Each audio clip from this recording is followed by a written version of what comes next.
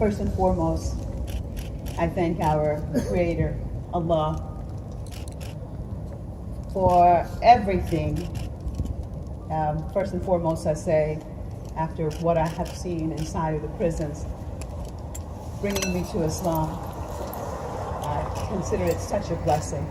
And when you see these contrasts, you really realize how fortunate we are. And second of all, I'd like to thank everyone across the world who have come out, trying to pressure the U.S. government in demanding my release. All my brothers and sisters all over the world, for your prayers. For that, I am deeply grateful. As you know, I made the call for everyone to continue to come out today, even though I gained my freedom a couple of days ago. And the reason was and is, as I've been saying in various interviews, is that this is not about Marzieh Hashemi. This is about the U.S. government and thinking that they can do this to anyone at any time without facing any ramifications. This is because I want them to know, and I think all of you also, that we cannot be intimidated, that we will not back off from the truth, no matter the price. No matter the price. Takbir! Allahu Akbar! Allahu Akbar! Allahu Akbar! I was kidnapped. Make no mistake, it can be called whatever they want to call it, but I was kidnapped from the St. Louis airport. That fortunately, my son Reza was with me. Otherwise, who knows what could have happened? You can disappear. You can be made to disappear very easily. And then a case can be sealed. And so there's no way that you can find out because of national security. I don't know how long we're going to tolerate this kind of injustice. They can say that it is legal, but I know all freedom-loving people from around the world know that illegally detaining, or I will say kidnapping, transferring, shackling, imprisoning, taking off my hijab, and so many other things, they can call it legal, but we know that it is not legal. Shame, shame, shame, shame, shame. USA, shame on you for what you do. Shame on you. USA, shame on you for the crimes that you do. USA, shame on you for the crimes that you do. USA, shame on you for the crimes that you do. What I want everyone to understand, what they're trying to do is to intimidate, to instill fear in each and every one of us. That don't stand up for your rights. That they can do whatever they want at any time. But I'm telling you that, believe me, I have seen it and I have felt it and I have gone through it. That true power comes first and foremost from Allah subhanahu wa ta'ala. And having that belief. And having that belief and knowing that ultimately Allah is in control. I have one life to give. We have one life to live. So make it count. You want to take my life? Take it. But before you do, I'm going to give it all I have. I will give it all I have. At the end of the day, we all will die. We all will die.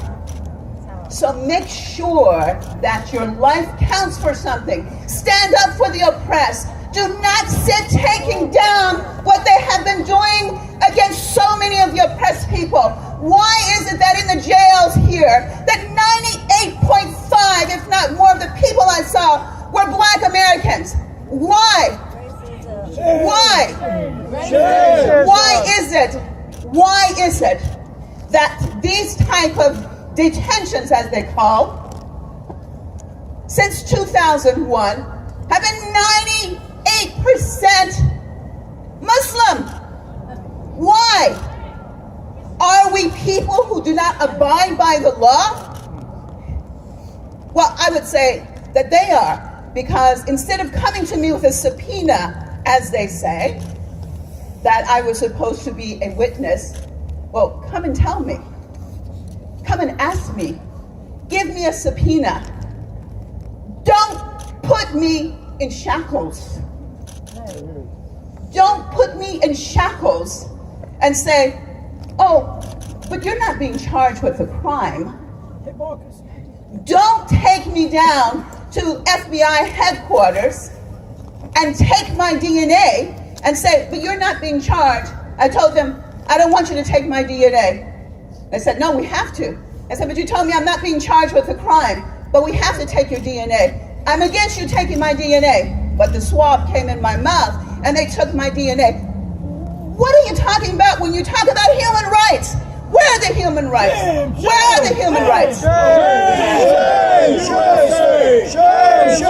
USA! Shame, shame, USA! Shame, shame, USA! We talk about the U.S. Constitution and the Bill of Rights. Well, I can tell you that the American government continues to trample that Constitution on a regular basis. We have religious freedom, allegedly. But they made me take off my scarf, my hijab. I told them this is illegal. I will not take it off. I cannot take it off. And they said, you will take it off. You are not allowed to keep it on. And they took a mug shot of me. They paraded me through the last prison, because I was in two, one in city lockup and then the other one that I was in the majority of the time. Sorry, I don't even know the name of the places because, of course, I wasn't given any kind of information on it at the time. They took me through, they took off my scarf there, again another mug shot. Again, I said this is illegal. They did not care. One guard gave me a white t-shirt, a short sleeve t-shirt to put around my head. And even that, when I was being transferred from the main area to the part where the women were, they said, you cannot wear that on your head. The part where all the men are, I could not wear it on my head. Shame, shame, USA! For what you did to USA! Shame, shame, USA! For what you did to Marzieh! Shame, shame, USA! For what you did to Marzieh! So if I'm not charged with a crime, then God help those who are charged with crimes here.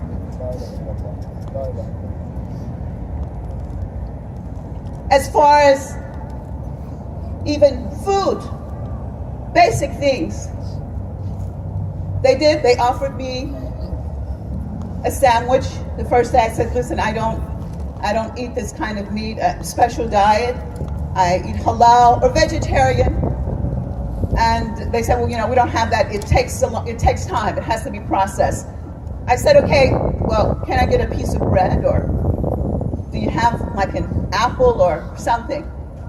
We'll see what we can do. Well, it didn't happen. It took a couple of days for this to be processed. Again, I'm not charged with a crime. And you know what? And I'm a journalist. I'm a journalist.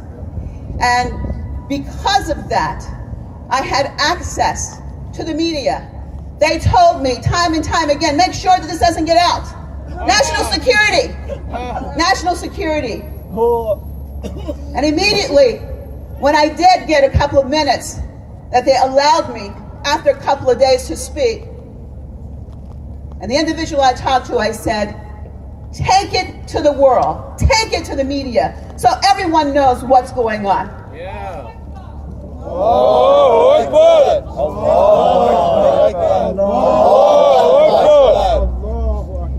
Too many times, things are swept very quietly and neatly under the rug. Brothers and sisters, the reason why I wanted these demonstrations to continue today is because what happens if it's the average Joe, Ali, on the street, who doesn't have money, he's not connected to any situations of power and not in the media. And he's taken, he's picked up. He's not with anyone. He's made to disappear. Who's gonna know? Who's gonna know? You know how they say, and then they came for me?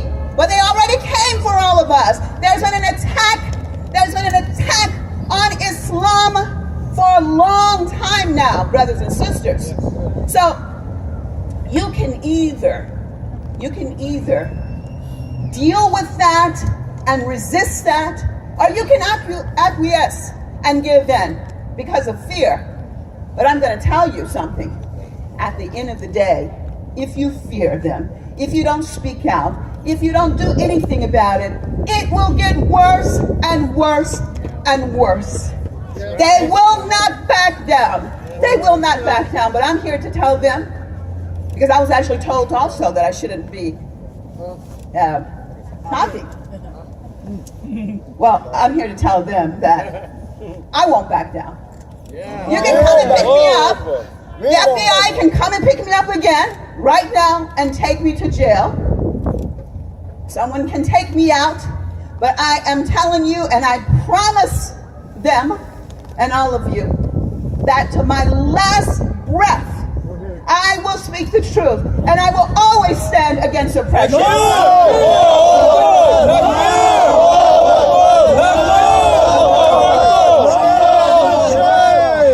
all Marzieh. We are all Marzieh. We are all Marzieh. We are all Marzieh. Hashemi. I want to talk a little bit about the press because, of course, I am a member of the press. Yes, I work for Press TV. Yes, I live in the Islamic Republic of Iran. And last time I checked, I didn't think that was a crime. But mainstream media, immediately when they say Marzieh Hashemi, Iranian journalist, they don't say American journalist. So Iranian journalist connected with state-owned Press TV.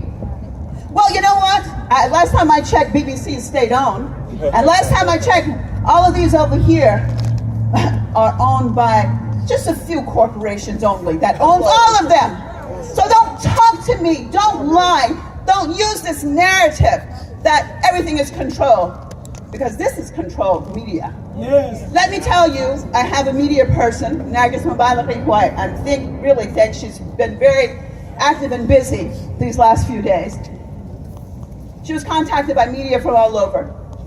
She talked to CBS, NBC, and ABC also.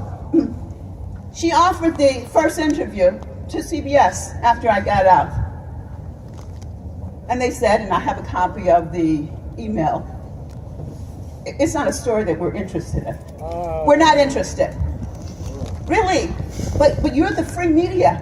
And I'm a journalist. And I've been incarcerated illegally. I've been detained. And I'm here in the United States as an American, and you're not interested in that? Well, what are you interested in? Why don't you try being interested in the truth and telling the truth? This is the problem here. And to all of my journalists, fellow journalists, colleagues, I will say, please stand up for the truth. Don't fear. Don't be in fear. You have to speak the truth. People deserve to be shown the truth of what is going on. This is our problem. It's the fear factor that no one wants to speak out. Why? Fearing what? Fearing what? I won't keep you too long. I know it's cold out here, and I really, really appreciate everyone coming out. And my call is that this does not end, that we continue to put pressure on the American government for all the illegalities that they're committing against people in this country and elsewhere, by the way, that we don't step down, that we have to speak out. And for my Muslim brothers and sisters, you know that it is your responsibility, that if you don't speak out, you have to answer for it. We cannot. It's as if, for example, I'm passing by a homeless person on the street and just totally ignore it. We can't. We cannot. We have to try to address problems. We cannot be apathetic. And when we're talking about something in this reign that we are basically being targeted, then we must stand up and we must be united. Power comes in unity, brothers and sisters. And I'm telling you that we have the power and the ability to make the changes. First and foremost, believe in Allah, do not fear, and Allah has promised us victory. He has promised us victory. Remember, you have one life to live. Make it count.